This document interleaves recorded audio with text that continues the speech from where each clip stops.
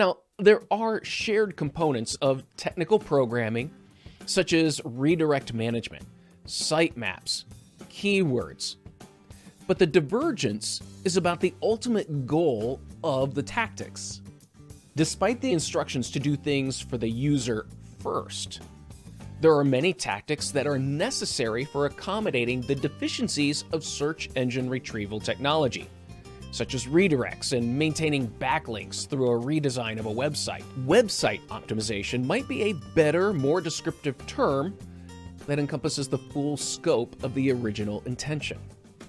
You see, while it would necessarily include tactics that assist the search engines in accurately spidering and indexing the website, it also implies a focus on the visitor, in the usability of the site, the accessibility of the website, and the building of the business.